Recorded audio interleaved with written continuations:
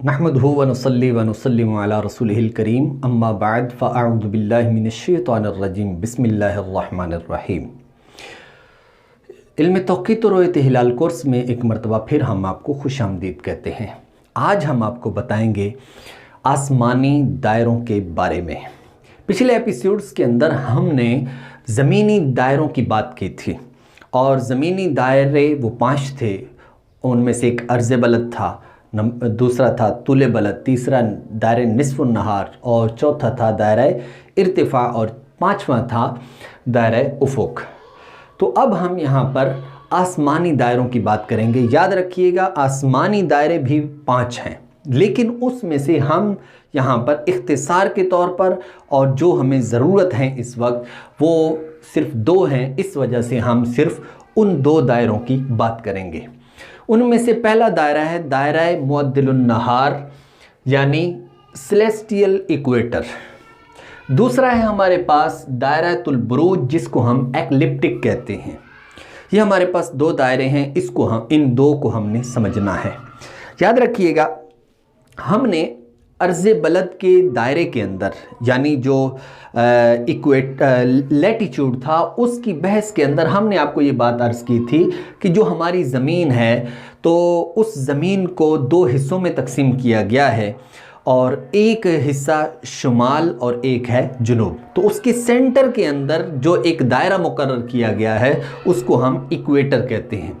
तो वो जो इक्वेटर है, अब फ़र्ज़ करें ये हमारी ज़मीन है, ये अर्थ है हमारी, और इस अर्थ पर एक सेंटर के अंदर एक दायरा फ़र्ज़ किया गया है जो हमारी ज़मीन को 2 हिस्सों में तकसीम कर देता है। जिस तरह के ये मेरे पास ग्लोब है और इस ग्लोब के अंदर आप देखेंगे तो ये हमारी जो ज़मीन है उसके सेंटर के अंदर से एक दायरा गुज़र रहा है, इसको हम कहते हैं इक्वेटर। वो यहाँ पे हम शो कर रहे हैं। फिर अगर आप क्या करते हैं कि ये जो इक्वेटर है इस इक्वेटर को आप फैला दें। कितना फैलाएं कि अगर फ़र्ज़ करें कि ये पूरी जो कायनात है उस कायनात को एक आप दायरे के अंदर, जिस तरह पहले एपिसोड्स के अंदर मैंने अर्ज़ किया था कि हमारी कुल कायनात वो भी एक सफ़ेयर है, एक बॉल है। तो आप उसको फ़र्ज़ करें कि ये हमारी पूरी कुल कायनात का ये सफ़ेयर है।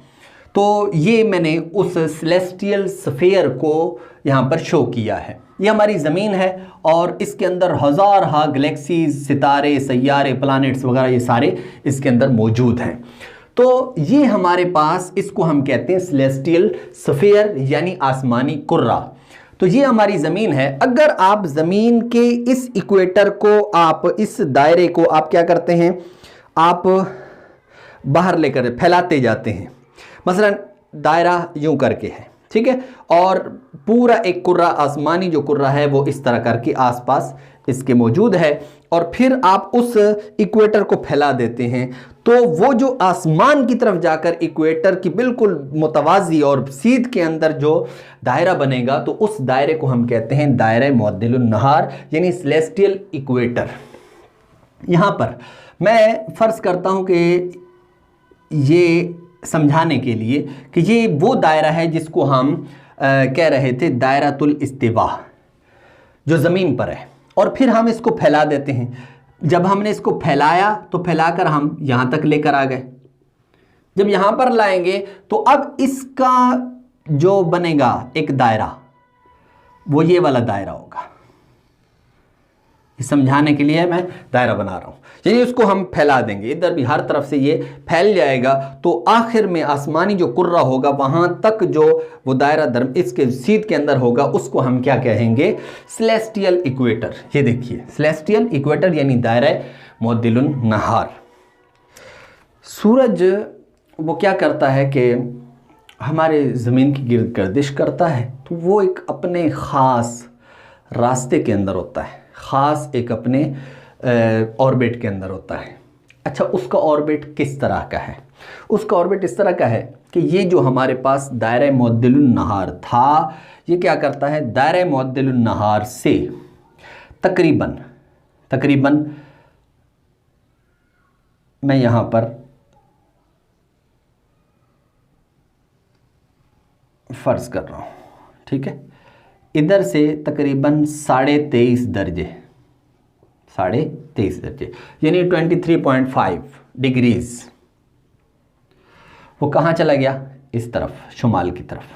और इसी तरह ये जुनूब की तरफ भी उतना ही फासला, कितना, 23.5।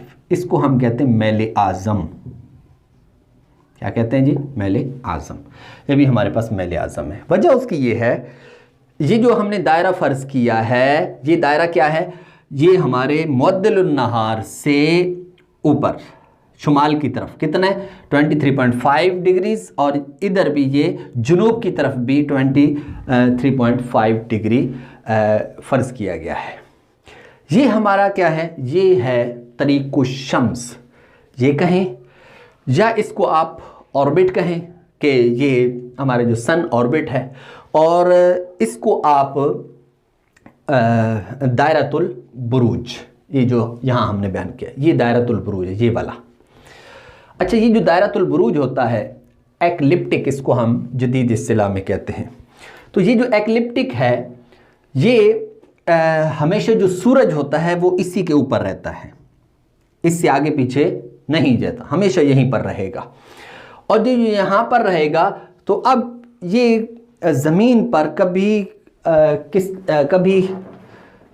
यहाँ पे आ जाता है, कभी यहाँ पे होता है, कभी यहाँ पे होता है, कभी यहाँ पे होता है, कभी वापस आता है, फिर कभी इधर होता है, इधर, यहाँ तक कि इसके सीध के अंदर ये यहाँ पे होता है। ठीक है, अब ये हमारी जो ज़मीन है, इस पर ये किस तरह होता है, मैं वो आपको अर्ज़ करता हूँ। याद रखिएगा कि ये हमारे पास ज़मीन है, हमारी ज़मीन है, ठीक है। और इस ज़मीन पर ये हमारे पास है इक्वेटर, ये इक्वेटर जा रहा है, और उसका जो अगर आप खुद ये ले लें ना, अपना ग्लोब ले लें, तो वहाँ पर बाकायदा तौर पर ये जो मेरे पास ग्लोब है, इसके ऊपर तो इन्होंने वो जो लाइन है, एक सुर्ख लाइन होती है, वो बनाते हैं, यहाँ पर इन्होंने नहीं बनाई। तो उसके साथ एक और होता है कि यहाँ पर ये तकरीबन, ये जो जिसको मैंने कहा ना तकरीबन 23.5 दर्जे, तो वो इक्वेटर से लेकर यहाँ तक डॉट्स की शक्ल के अंदर शुमाल में एक दायरा उन्होंने डाला हुआ है, और ये मेंशन कर रहा है कि यहाँ तक सूरज पहुँचता है, फिर वापस पलट आता है।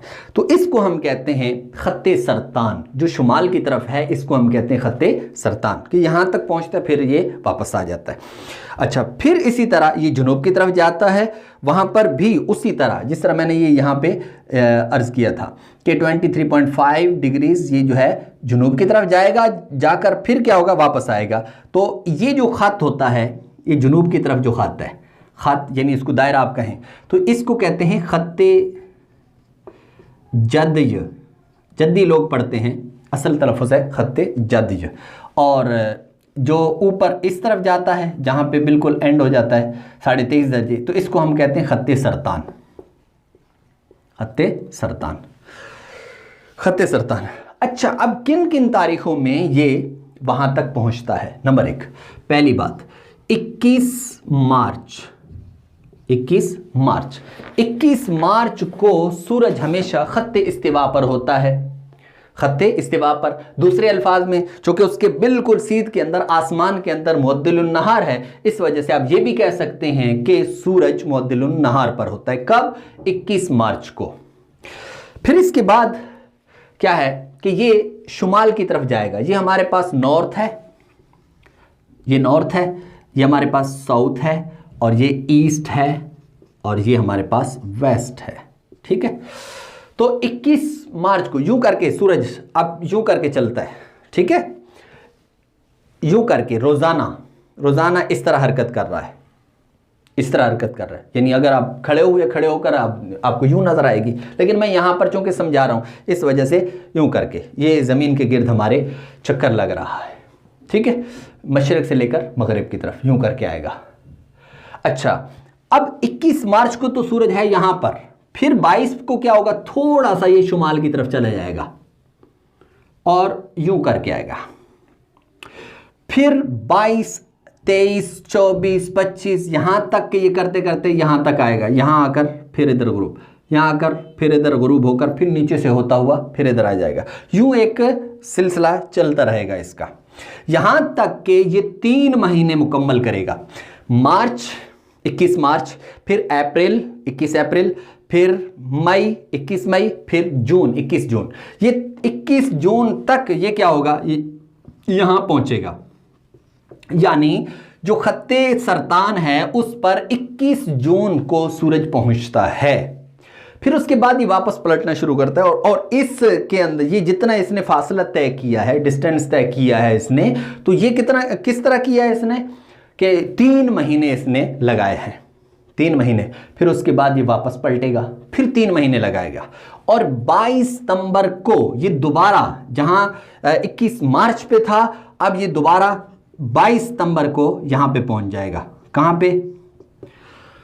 इक्वेटर पे पहुंचेगा। फिर उसके बाद ये जुनूब की तरफ जाएगा, जुनूब की तरफ जाएगा, और जब ये जुनूब की तरफ जाएगा तो 3 महीने लगाएगा और 21 दिसंबर को ये खत्ते जद्दी जिसको हम कहते हैं वहां पे पहुंच जाएगा। यानी 23.5 डिग्रीज यहां पर ये पहुंच जाएगा। फिर उसके बाद ये वापस पलटेगा। अब 21 दिसंबर के बाद फिर ये 3 महीने लगाकर, यानी 21 जनवरी, 21 फरवरी और फिर 21 मार्च को फिर ये दोबारा कहां पहुंच जाएगा, इक्वेटर पर पहुंच जाएगा या फिर मुअद्दिलुन नहार पे पहुंच जाएगा। और मुअद्दिलुन नहार पर पहुंचकर वो कब पहुंचेगा? 21 मार्च को। तो इस तरह अगर आप गौर करें तो शुमाल में 21 मार्च के बाद ये शुमाल की तरफ गया और फिर 22 सितंबर तक ये वहीं रहा। यानी 6 महीने इसने शुमाल की तरफ गुजारे, फिर उसके बाद ये 6 महीने इसने जुनूब की तरफ गुजारे। कुल ये जो इसका ड्यूरेशन है जो 21 मार्च से लेकर 21 मार्च तक, तो इसको हम कहते हैं शमसी साल। इसको हम क्या कहते हैं? शमसी साल। ये शमसी साल का दौरानिया है और ये कितना होता है? ये 365 दिन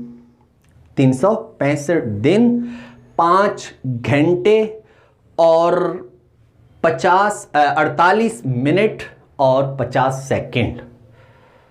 तो ये दौरानिया है जो कि ये मुकम्मल करता है। ठीक है, हमारे यहाँ साल जो शुमार किया जाता है वो 365 का है, तो 365 का है, जिसकी वजह से हमारा जो कैलेंडर है उस कैलेंडर के अंदर 365 दिन जब होते हैं तो आप ऊपर का जो दौरानिया होता है, यानी 5 घंटे मज़ीद भी हैं, फिर 48 मिनट भी हैं, 50 सेकंड भी हैं।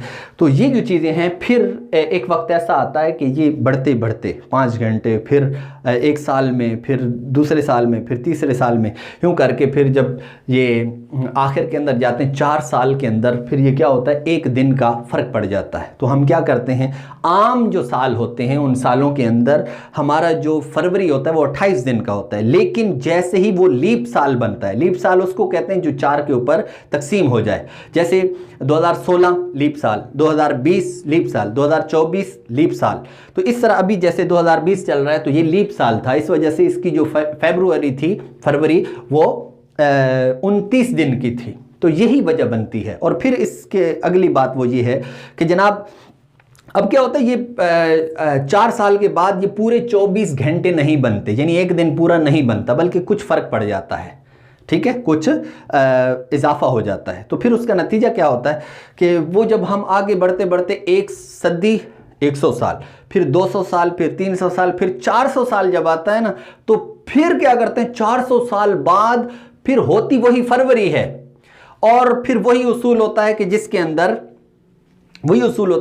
अंदर क्या होता है कि जनाब उसको चाहिए ये होता है कि लीप साल होने की वजह से वो 29 दिन का हो, लेकिन वो 29 दिन का नहीं होता, बल्कि फिर भी वो 28 दिन की फरवरी होती है। उसका सबब यही है कि वो 1 दिन हमें कम करना पड़ता है, क्योंकि वो इतनी 4 सदियां गुजरने के बाद फिर क्या होता है, 1 दिन का फ़र्क पड़ जाता है। तो इस तरह ये हमारा शमसी कैलेंडर है। तो मुझे उम्मीद है ये बात आपको समझ आ गई।